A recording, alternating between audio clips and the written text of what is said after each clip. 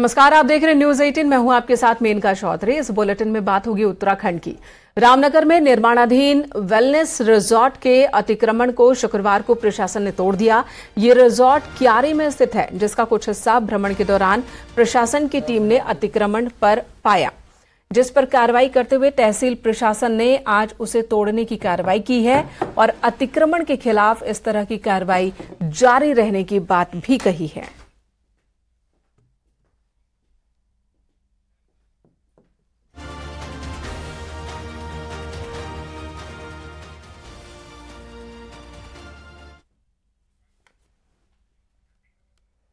और अगली खबर देहरादून से। सीएम पुष्कर सिंह धामी ने उपराष्ट्रपति जगदीप धनखड़ से मुलाकात की। राजभवन में यह मुलाकात हुई है। उत्तराखंड के 2 दिन के दौरे पर हैं उपराष्ट्रपति और 4 धाम का दर्शन भी उन्होंने किया, जिसके बाद उपराष्ट्रपति देहरादून पहुंचे।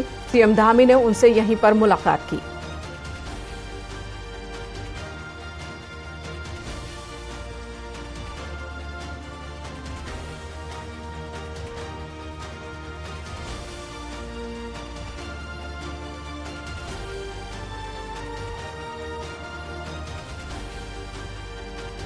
उधर उद्यान विभाग में करीब 600 करोड़ के घोटाले की सीबीआई जांच होनी है। हाईकोर्ट ने इसका आदेश दिया है और बड़ी बात यह कि सीबीआई जांच के आदेश में बीजेपी विधायक का नाम भी शामिल है। रानीखेत के बीजेपी विधायक प्रमोद नैनवाल का जिक्र है। सीबीआई जांच ऑर्डर में विधायक के भाई सतीश नैनवाल को भी पौधे मिले। हाईकोर्ट के ऑर्डर में 2402 पौधों का जिक्र है। आपको बता दें, उद्यान विभाग में सेब के पौधों में घपलेबाजी की बात सामने आई। रानीखेत के चौबटिया में उद्यान विभाग का निदेशालय है। अब इस मसले की सीबीआई जांच कर रही है और इसमें कई बड़े नाम घिरते दिख रहे हैं। राजस्व की और फॉरेस्ट की बहुत बड़ी जमीन, मैं कह रहा हूं ना, 25 से 30 नाली नाप है और 10 गुना जमीन को जो है कब्जे में ले गया है। राजस्व की जमीन है। डीएम एक शब्द नहीं बोलती। किसका असर, आखिर किसका क्षय है या किसका संरक्षण ऐसे सफेदपोश नेताओं को है। और हाईकोर्ट ने बकायदा नाम ले लिया कि फलाने विधायक जी ने ये दिया, उनके भाई की जमीन नहीं है, इतनी जमीन नहीं कि जितनी रूट दे दी।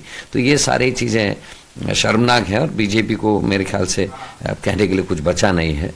और लेकिन सीबीआई कितने मजबूती से काम कर पाएगी कोर्ट के निर्देश के बाद भी, क्योंकि डबल इंजन की सरकार है। यहाँ भी बीजेपी की सरकार है और केंद्र में भी बीजेपी सरकार है और नाम बीजेपी के लोगों का, बीजेपी की सरकार के बड़े नेताओं के नाम इसमें है। तो देखते हैं सीबीआई कितनी मजबूती से इसमें काम कर पाती है। देखिए, मैंने ना सीबीआई जांच के तहत जो भी दोषी पाए जाएंगे, पार्टियों ने दोषी को बचाने काम नहीं किया है। ऐसी परिस्थिति जब निश्चित रूप से सामने आती है तो हम उस पर कार्रवाई करते हैं। अभी मैं इतना कह सकता हूँ, मेरी अभी प्रमोद जी से इस संदर्भ में वार्ता हुई है। उनका कहना है कि आम विधायक की तरह हमारी पुश्तैनी जमीन है, पुश्तैनी जमीन पर हमने सेब लगाए हैं, सेब के पौधे अच्छे हुए हैं। इस नाते मैंने एक पत्र जो संबंधित इकाई है उसको लिख के दिया है। लेकिन सीबीआई जांच में अगर कोई भी दोषी इस रूप में पाया जाता है तो हम दोषियों को बख्शने वाले नहीं। हाईकोर्ट ने उद्यान विभाग के घोटाले में जो सीबीआई जांच का आदेश दिया है, उसमें बीजेपी के रानीखेत से विधायक प्रमोद नैनवाल का नाम भी सामने आया है। इससे कई सवाल खड़े हो रहे हैं। न्यूज 18 देहरादून में विधायक हॉस्टल में उनके आवास पर उनका पक्ष जानने पहुंचा, लेकिन वो घर पर मौजूद नहीं है। जैसे ही प्रमोद नैनवाल से फोन पर या आमने सामने संपर्क हो पाएगा तो हम उनका पक्ष भी बताएंगे। लेकिन बीजेपी प्रदेश अध्यक्ष महेंद्र भट्ट का कहना है कि विधायक का नाम अगर इसमें आया है तो सीबीआई इस मामले को जब जांच करेगी, जांच में जो भी दोषी पाया जाएगा उस पर कार्रवाई की जाएगी। लेकिन कुल मिलाकर उद्यान विभाग में विधायक का नाम आने से कहीं ना कहीं कई बड़े सवाल खड़े हो रहे हैं। कैमरा पर्सन राकेश राउत के साथ दीपांकर भट्ट, न्यूज 18 देहरादून। और न्यूज 18 की खबर के बाद रानीखेत विधायक प्रमोद नैनवाल ने फोन पर संपर्क किया। उन्होंने कहा कि एप्पल मिशन सरकार की स्कीम है, जिसके तहत उनके भाई सतीश नैनवाल ने भी सेब के पेड़ लगाए हैं, जो कि एक किसान है। प्रमोद नैनवाल ने कहा कि करीब 60 से ज्यादा जनप्रतिनिधियों ने इस मिशन की तारीफ में लिखा और ऐसी ही तारीफ उन्होंने भी की, लेकिन ये सब कुछ राजनीतिक द्वेष के तहत अब काम हो रहा है।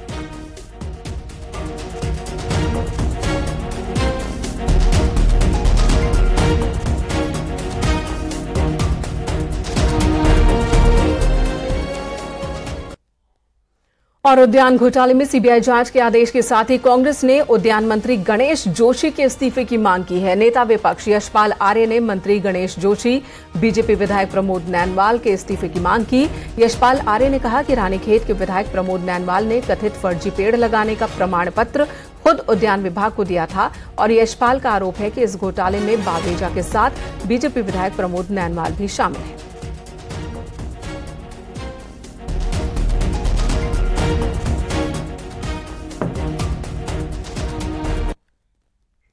दो महीने में दो बड़े घोटालों की सीबीआई जांच के आदेश हाईकोर्ट ने दिए हैं। कॉर्बेट सफारी और उद्यान विभाग का ये घोटाला, जिसमें अब सीबीआई जांच हो रही है।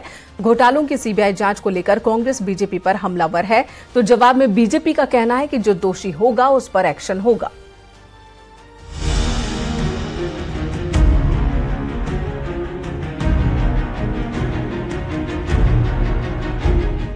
उद्यान विभाग में पौधों के नाम पर पैसों की बंदरबाट कैसे हुई और कॉर्बेट में पाखरो प्रोजेक्ट में कितना करप्शन हुआ, इन दो मामलों में जांच से अब हाईकोर्ट संतुष्ट नहीं हुआ तो हाईकोर्ट ने दोनों घोटालों की जांच सीबीआई को सौंप दी। कॉर्बेट की जांच शुरू हो चुकी है तो उद्यान विभाग में सीबीआई जांच जल्द शुरू होगी। उद्यान विभाग में घोटाला पूर्व निदेशक हरमिंदर सिंह बावेजा के कार्यकाल का है। आरोप है कि सेब और कीवी के पौध के नाम पर 600 करोड़ से ज्यादा का घपला हुआ। ऐसे में सीबीआई जांच के शिकंजे में बावेजा समेत कई दूसरे अफसर भी आ सकते हैं। कॉर्बेट के बाद उद्यान घोटाले की सीबीआई जांच से कांग्रेस हमलावर है। कांग्रेस जहां शनिवार को पूरे प्रदेश में कृषि और उद्यान मंत्री गणेश जोशी के पुतले फूंकेगी तो साथ ही मंत्री के इस्तीफे की मांग भी करेगी। वहीं जांच झेल रहे कांग्रेस नेता हरक सिंह ने सरकार, चीफ सेक्रेटरी और जांच एजेंसियों को निशाने पर लिया है। उस समय हरक सिंह रावत भाजपा सरकार का मंत्री था और मंत्री सामूहिक जिम्मेदारी होती है।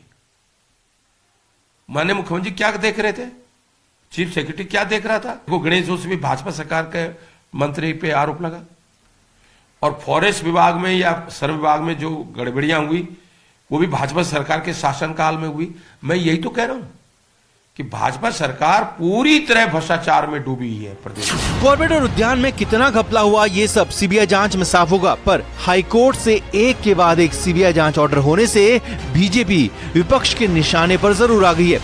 वहीं रानीखेत विधायक प्रमोद नैनवाल का नाम जांच में आने से पार्टी असहज हुई है। हालांकि बीजेपी प्रदेश अध्यक्ष इसे करप्शन के खिलाफ सरकार का जीरो टॉलरेंस बता रहे हैं। महेंद्र भट्ट के मुताबिक दोनों मामलों में दोषी चाहे मंत्री, विधायक, अफसर कोई भी हो, कार्रवाई होगी। सीबीआई जांच में दूध का दूध, पानी का पानी होगा और जो निर्दोषों को सजा मिलेगी। हम इसके पक्षधर हैं, हम इसके विरोधी नहीं हैं। हम चाहते हैं कि आखिरकार उत्तराखंड का जो एक प्रकार से मैसेज बना हुआ है कि यहाँ जो घोटाला होता है उसको दबाया जाता है। पुष्कर सिंह धामी जी की सरकार है, कोई घोटाला दबेगा नहीं। उत्तराखंड में साल 2017 से बीजेपी की सरकार है, लेकिन पहली बार है जब वन और उद्यान विभाग के घपले इतने बड़े हो गए कि हाईकोर्ट को भी सीबीआई जांच ऑर्डर करनी पड़ी और राज्य की जांच एजेंसियां दोनों घोटालों की जांच में नाकाम रही। नतीजा ये कि लगातार दो सीबीआई जांच ने विपक्ष को बीजेपी सरकार पर हमले का मौका दे दिया है। देहरादून से न्यूज़ 18 के लिए दीपांकर भट्ट की रिपोर्ट।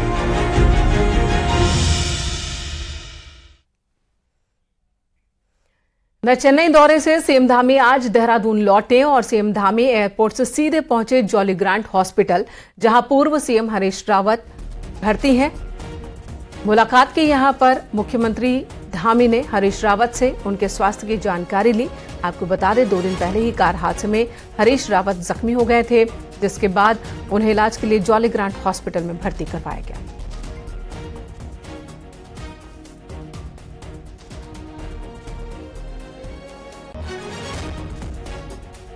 और इसी बीच पूर्व सीएम हरीश रावत को सीबीआई ने देहरादून के अस्पताल पहुंचकर समन थमाया है। हरीश रावत को स्टिंग केस में यह समन दिया गया। 7 नवंबर को सीबीआई हेड ऑफिस में आने के लिए नोटिस है ये। हालांकि सूत्रों के मुताबिक हरीश रावत ने दिसंबर के महीने की तारीख मांगी है।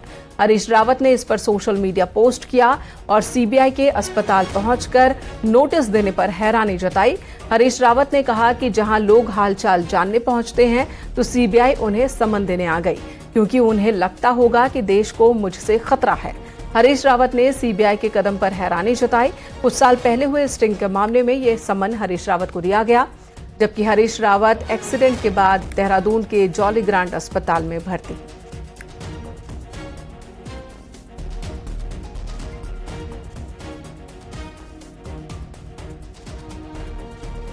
गढ़वाल से दिल्ली जाने वाले यात्रियों को नई ट्रेन के रूप में बड़ी सौगात मिलने वाली है। 28 अक्टूबर को ट्रेन का विधिवत उद्घाटन किया जाएगा। पहले ट्रेन का उद्घाटन आज ही होना था, लेकिन उद्घाटन कार्यक्रम अब कल रखा गया। रेल मंत्री दिल्ली से ऑनलाइन ट्रेन को हरी झंडी दिखाएंगे। वहीं ट्रेन के उद्घाटन के कार्यक्रम में सीएम पुष्कर सिंह धामी भी मौजूद रहेंगे।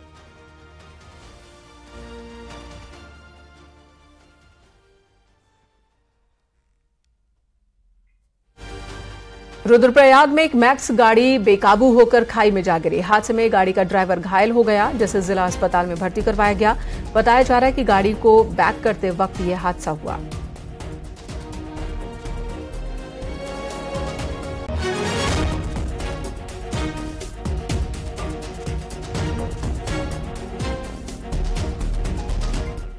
दिसंबर में प्रस्तावित इन्वेस्टर्स समिट के मद्देनजर देहरादून में भी तैयारियां शुरू हो चुकी हैं।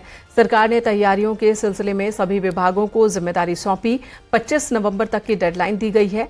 सबसे अहम काम लोक निर्माण विभाग का है। विभाग को Jolly Grant airport, Dehradun railway station और ISBT से कार्यक्रम स्थल तक, FRE तक जाने वाली सड़कों, बड़े होटल्स तक जाने वाली सड़कों को ब्लैक टॉप करने की जिम्मेदारी दी गई है। लोक निर्माण विभाग इन दिनों युद्ध स्तर पर सड़कों को दुरुस्त करने में जुटा है, तो वहीं MDDA शहर की ऐसी प्रमुख 13 सड़कों, उनके चौराहों, सड़कों से लगी दीवारों के सौंदर्यीकरण में जुटा है। के लिए हम लोग जो पूरे एयरपोर्ट से लेके, रेलवे स्टेशन से लेके और ISBT से लेके जितनी भी सड़कें आ रही हैं, हमारा जो वेन्यू है FRI का, वो सारी सड़कें पे दुरुस्त की जा रही हैं। लगभग सब पे काम चल रहा है। जो NH की सड़कें उसको NH कर रहा है। NHAI से भी हम लोग को एक बड़ा बजट सैंक्शन किया गया है, जिस पे काम हम लोग कर रहे हैं। बाकी इस शहर की जो महत्वपूर्ण जो सड़कें हैं, जो इम्पोर्टेंट होटल की जो सड़कें हैं, वो सब हम लोग टेकअप कर रहे हैं। जहां तक शहर के सौंदर्यीकरण का जिम्मा है वो भी प्राधिकरण को दिया गया है।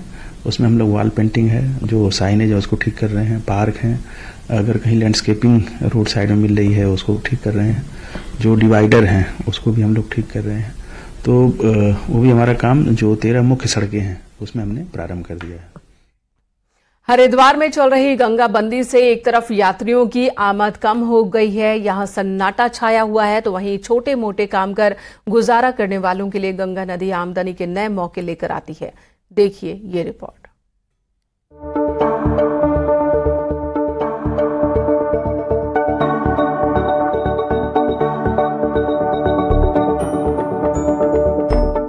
हरिद्वार में इस समय गंगा में बीनने वालों की बाढ़ आई हुई है। दशहरा से दीपावली तक गंगा में बंदी की गई है, जिससे हर की पौड़ी और दूसरे गंगा घाटों पर गंगा की धारा सूख गई है। ऐसे में यहाँ हजारों की तादाद में कई लोग गंगा बीनने पहुँचे हैं। ये सभी लोग सुबह से लेकर शाम तक हर की पौड़ी और उसके आसपास की गंगा में तलहटी से बीनकर कई धातुएं निकालते हैं। कई बार कुछ लोगों को कीमती आभूषण भी हाथ लग जाते हैं, जिससे उन्हें अच्छी खासी आमदनी भी हो जाती है। श्रद्धालु आते, मतलब गांव देहात के लोग आते हैं गंगाई ढूंढने के लिए। दशहरा गंगाई सो गई, हम ढूंढने के लिए आएंगे, हमें कुछ मिल जाएगा, दिवाली बन जाएगी हमारी। कुछ ऐसी होता है, मतलब ज्वेलर्स वगैरह मिलते हैं सर, जिसमें किसी को अंगूठी मिल जाती है, किसी को चैन मिल जाती है गंगा में, किसी को मोबाइल मिल जाता है, किसी को कुछ भी मिल सकता है सर। दिवाली अच्छी बनती है सर। इन्हें सोना चांदी मिलता है, पैसे मिलते हैं, वो चीजें ढूंढते हैं यहाँ पे। दशहरे के दिन सोना चांदी कहाँ से आता है? वो लोग चढ़ा के जाते हैं। जैसे आप बाहर से आए होंगे ना, वो तो चढ़ा के जाते जाते हैं, वो जो निकालते हैं हम। लोगों के बीच इस तरह की बातें भी आम है कि माँ गंगा जब प्रवाहमान रहती है तब भी हजारों लोगों को रोजगार देती है, और जब गंगा की धारा रुक जाती है तब भी कई लोगों का पेट पलता है। ये केवल हरिद्वार के लोग नहीं है, ये बहुत दूर दूर से लोग आकर इस गंगा में खोजते हैं और सबको कुछ ना कुछ मिलता है, जिससे उनकी आजीविका चलती है। तो ये माँ का एक अनोखा स्वरूप है, और जो कि दिखाता है कि वो अपने बच्चों की चिंता किस प्रकार करती है। गंगा में पानी फिलहाल नहीं है, लेकिन फिर भी गंगा कई लोगों की आजीविका का साधन बनी हुई है। हरिद्वार से न्यूज़ 18 के लिए पुलकित शुक्ला की रिपोर्ट।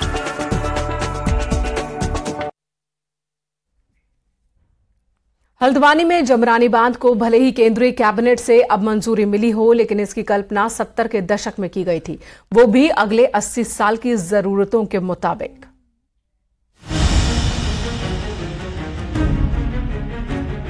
गौला नदी की बहती धारा पर आने वाले कुछ सालों में विशालकाय जमरानी बांध बन जाएगा, जिसके बनने का रास्ता केंद्र की नरेंद्र मोदी सरकार साफ कर चुकी है। खास बात यह है कि इस बांध का डिजाइन साल 2055 की जरूरतों के मुताबिक तैयार किया जा रहा है, जिसमें सबसे बड़ी जरूरत है हल्द्वानी शहर के लिए पीने का पानी। हल्द्वानी के आसपास शहर जितने तेजी से विकसित हो रहे हैं, उसकी प्यास जमरानी का ये बांध ही बुझा सकता है। ये मल्टीपर्पज प्रोजेक्ट है। मेन कंपोनेंट इसमें ड्रिंकिंग वाटर का है, लेकिन सिंचाई का भी एक कंपोनेंट है, पावर का भी एक कंपोनेंट रखा गया है और 117 MLD के हिसाब से पानी इसमें उपलब्ध हो, इसके हिसाब से इसको हम डिजाइन कर रहे हैं। दरअसल इस समय हल्द्वानी को रोजाना तकरीबन 81 MLD पानी की जरूरत है, जिसमें से 78 MLD पानी ही उपलब्ध हो पा रहा है, जबकि साल 2022 से जरूरत 117 MLD की हो जाएगी। और पीने के पानी की यही जरूरत जमरानी बनाने का सबसे बड़ा आधार है। लेकिन प्रत्यक्ष लाभ अगर मुख्य रूप से हम बताएं तो पहला लाभ है कि इसे 1.5 लाख हेक्टेयर CCA के अंतर्गत 57,000 हेक्टेयर की एडिशनल सिंचाई मिलेगी। इसके साथ साथ हल्द्वानी शहर को के लिए 42.7 मिलियन क्यूबिक मीटर पानी जो है ड्रिंकिंग वाटर के लिए उपलब्ध होगा। हल्द्वानी की आबादी लगातार बढ़ती जा रही है। यहाँ रोज नया इंफ्रास्ट्रक्चर डेवलप हो रहा है। अगले कुछ सालों में हाईकोर्ट भी नैनीताल से यहाँ शिफ्ट हो जाएगा। नई स्पोर्ट्स यूनिवर्सिटी भी इस शहर का हिस्सा बनने जा रही है। ऐसे में तेजी से विकसित होते इस शहर की पानी की जरूरतें भी लगातार बढ़ रही है। न्यूज़ 18 के लिए हल्द्वानी से शैलेंद्र नेगी की रिपोर्ट।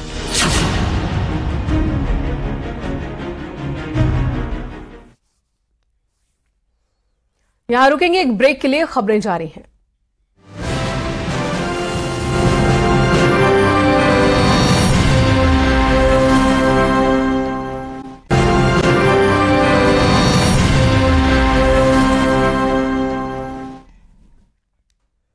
कैबिनेट मंत्री सतपाल महाराज आज चकराता के जौनसार बावर पहुंचे, जहां सतपाल महाराज ने महासू महाराज मंदिर में माथा टेका और पूजा अर्चना की। इसी के साथ सतपाल महाराज ने गांव वालों की समस्याएं भी सुनी। ग्रामीणों ने नेटवर्क सुविधा, मोटर मार्ग और मंदिर के सौंदर्यीकरण की मांगे रखी। वहीं सतपाल महाराज ने कहा कि लोगों की समस्याओं का जल्द ही समाधान किया जाएगा। हूं कि इस प्रकार से जो खाटवा महासू है, इसका और भी टूरिज्म में प्रचार प्रसार होगा, पर्यटन में और भी इसको आगे बढ़ा करके लाएंगे। हमने महासू महाराज का सर्किट बनाया है, जिसमें सभी महासू महाराज के भाइयों को लेकर, उनके स्थानों को लेकर हमने चिन्हित किया है और हम चाहते हैं ये सर्किट जो और भी विशाल हो। अल्मोड़ा जिले में पिछले 5 सालों में मतदाताओं की संख्या तेजी से घटी है। आलम यह है कि 5 सालों में 400 मतदाता घट गए। 2019 लोकसभा चुनाव में 5,31,577 मतदाता थे, तो इस बार 5,31,195 मतदाता ही हैं। वहीं जिला निर्वाचन अधिकारी ने सभी लोगों से अपील की है कि वो अपने नाम मतदाता सूची में लिखवा लें, लेकिन पहाड़ से हो रहे पलायन की वजह से घट रही मतदाताओं की संख्या चिंता का विषय है।